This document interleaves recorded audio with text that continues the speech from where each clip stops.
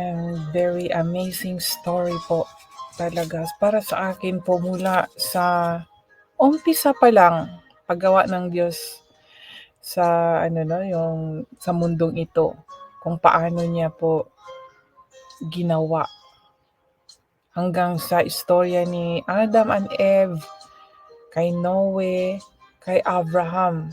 Ito po talaga ang aking panghahawakan kung gaano po kapangyarihan ang Diyos. Ang Diyos po ng buong mundo. Hindi lang po sa mga Kristiyano, kundi sa buong mundo po, na sana po ay matanggap po siya ng buong mundo.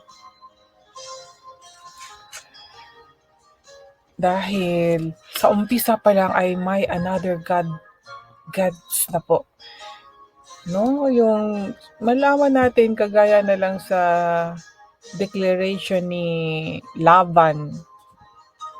Kaya hindi po nakapagtataka kung sa panahon po natin ngayon ay may ibang God din po.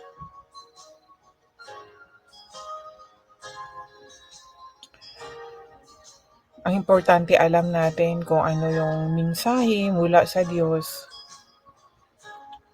kung paano niya ginawa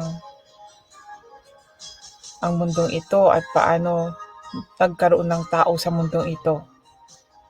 At bakit gusto ng Diyos na sumamba tayo sa Kanya.